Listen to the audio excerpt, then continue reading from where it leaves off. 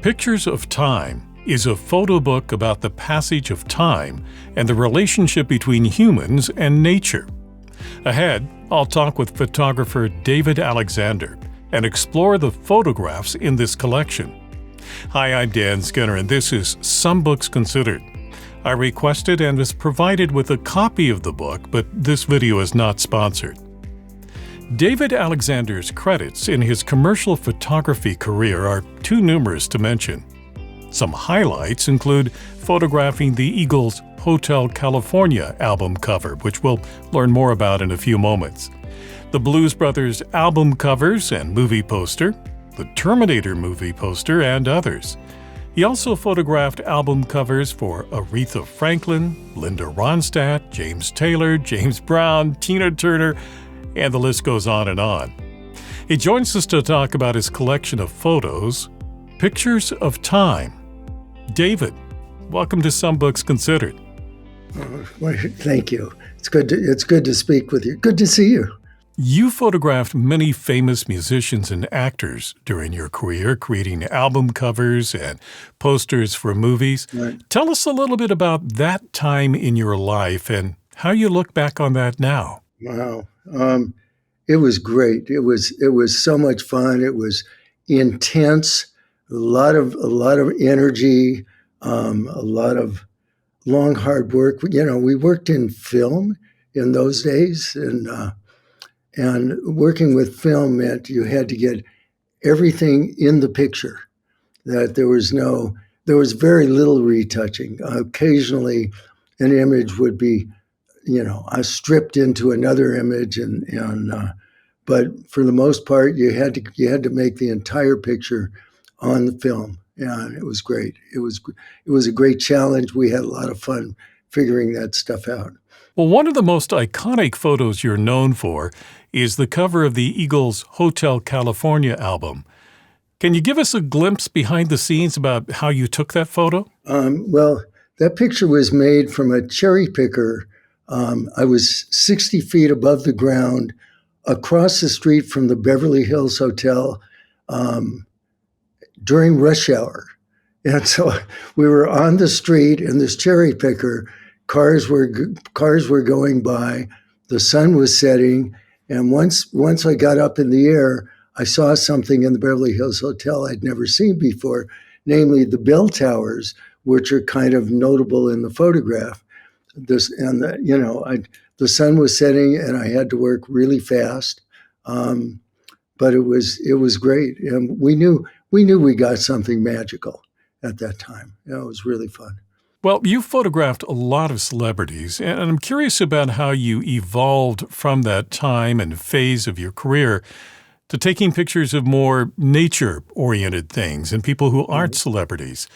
How did that transition come about? So while I was doing the commercial work, that commercial work involved really intense, close work with a lot of people. And I had to look very carefully at them. For the most part, I had to figure out on the fly what it would take to get the picture I wanted from each artist. And, for the most part, I was meeting them for the first time when they walked into my studio. And I began to realize at some point that I was seeing qualities in people that were similar to qualities in all living things. And it was really, it became more and more fascinating to me. And that was really the seed that grew into the current work and really pictures I've been doing now for decades. I became more interested in what I could see in the world than I was really in doing the commercial work at some point, because I'd done so much of it. David, this book is called Pictures of Time. Right. Explain what that title means and your philosophy behind this collection of photos. Well, time to me is, from a photographer's perspective, it's a story of how life is put together, how life works. That's what I see. That's what I photograph. So in that sense, I don't really see differences between people and other living things. I'll look at a tree and I'll see people. For example, there's let's see what page it's on in the book on pages 24 and 25. There's a picture of a man in an art museum, and he's pointing, and we're looking at his arm. He's sitting with somebody else, and he's pointing, obviously, at a work of art.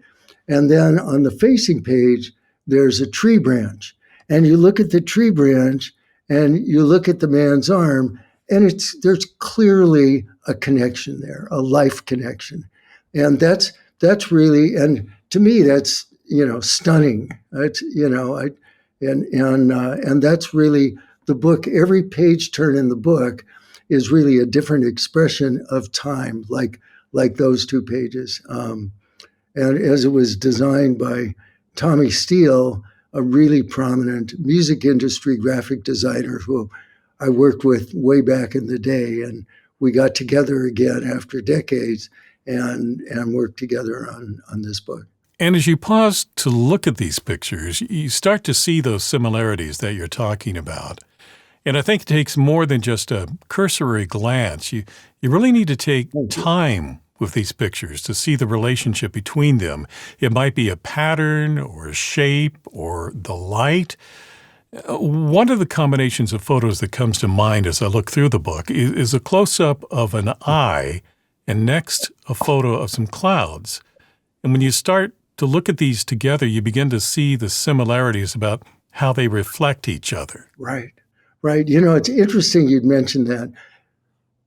That was the last spread that I put in the book. In fact, it was after I thought I was finished with the book, and I removed some other photographs and put those in. And I love on the one side, the sky and the curve of the cloud, that the opening in the cloud that actually leads down to a hawk on a tree branch. And then the curve on the other side of the woman's eye, looking down, and how they resonate off each other. And that's not an accident. I guess some people might argue that it's a coincidence or a metaphor. It's not how I see it after doing so much work. And I think that over the course of looking at the entire book, that message, I think, really, did it come through for you? Definitely. And another thing I enjoyed about the juxtaposition of pictures in this book is that it gives you a chance to look at the shape and form and what that says to your mind, sometimes subconsciously. And there are some photos in this collection that have a certain sensuality to them when you put them together. I guess those images trigger something primal in the human mind. Let's see, the chapter that's called Reflection is really, sensuality, sexuality. There are no people. It's really just trees and flowers. But we feel the sensuality in these things, which I hope resonates within each of us. So, to get us to feel the connection with all living things. That's really what my experience is, and the experience I'm trying to share. I'm talking with David Alexander about his photo book, Pictures of Time. David, give us some more examples of photo pairings that you put together for this book. There were things that just spoke to me. There's one that I really like. Well, I really like them all. But on pages 74 and 75, there's a cloud that looks like a person running to the right in the image. And on the facing page, there's a boy who's running across the image in very much the same shape as a cloud. And then underneath the boy, there's a picture of these fuchsia-colored plants that are all leaning like they're running in the same direction. Again, that just, I look at that. Sometimes I open to that spread and just stare at it. And it's really every page turn to me is really the same. It really creates that experience, but each one in a different way. Do you want me to mention any others? Yes, please do. Oh, okay, great. Another one that I really love. Well, I love them all. It's not fair to say, but on one page on a hillside, there are cattails that are in an arrangement as they go up the hill. On the other side, it's actually the lobby of the Louvre Art Museum, and there, I don't know, a lot of people, and they're standing just automatic. Not that anybody positioned them, but it's standing in forms that are really resonate off the cattails. And you look at the two, and the way I think about that is that people organize themselves in ways that are really similar to the way plants grow and trees grow. And all we have to do is look. I remember when these connections were really coming alive to me. I was walking up the hill above the house I used to live at, and I saw some poison oak. We don't think of poison oak as being beautiful, but when I looked at the arrangement of the stalks of the poison oak, they were very much the way I would arrange a rock band in doing an album cover. And I looked at that. It's not an accident. It's just the way life works, and there are all these similarities. That's why the book itself is it's arranged in categories that, to me, really express time, and they're called shape and pairing, reflection. I talked about rhythm. A lot of this work, pictures in life, there's just so much rhythm in them. Together, the way people and plants and trees and other things group together. And then the final chapter in the book is called Aging. And in the aging chapter, there are no people. It's just flowers and trees, mostly flowers. And you see them withering, the way as we get older, change, and we get wrinkles, and all this. It's the same thing. It's just life, and you really get the sense of aging. And I think we feel ourselves by looking at these flowers, which, by the way, I think they're beautiful. And just like I think people in all stages of life are beautiful. For people who would like to see more of your images, there's, of course, the book, but you also have a website. Tell us about it. Right. Thank you. The website is picturesoftime.com. And on picturesoftime.com, but first of all, I recommend people look at it, if they can, on a tablet or on a computer screen, so you get a larger image than if you look at it on your phone. The entire book is on picturesoftime.com, and you can turn the pages. You can also purchase books through the website. Just click on the button on the left that says purchase, and it'll take you either to Amazon or to the publisher who's selling the book directly. The price is the same. There are two sizes to the book. Same book. One is the standard size, 8.5 inches square, soft cover.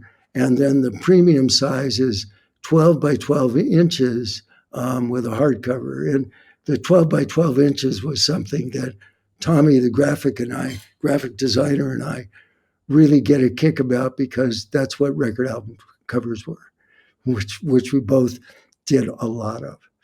David, I want to talk a little bit more about the philosophy behind this book.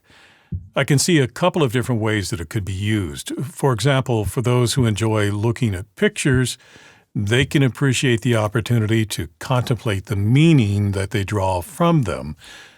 But do you think it also could be of value to photographers who can look at this, see the work that you've done, and consider how that might influence their work going forward? Well, thank you for asking that. I don't know of anybody else who, the subject I photograph is time. I don't know of anybody else who would say that. And for some people, originally, it might have been confusing to look at my work and see people and trees and you go, well, what does this guy photograph? And, because some people photograph landscapes, some people do portraits, some people do journalism, whatever. And the work I do, my subject is time. And I don't know of anybody else who would say that about their work.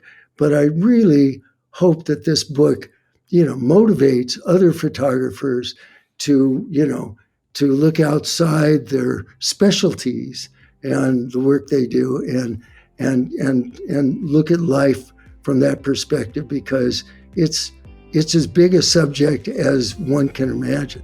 Well, to learn more, the photo book is Pictures of Time by David Alexander. David, thank you for talking with me today. Okay, thank you, man. It was really, really good speaking with you. If you'd like to purchase Pictures of Time, I've placed a link for you in the description below. And if you'd like to see more videos about books and their authors on a wide variety of topics, be sure to like, subscribe, and click on the bell to be notified about future programs. I'm Dan Scunner. Thank you for watching this edition of Some Books Considered.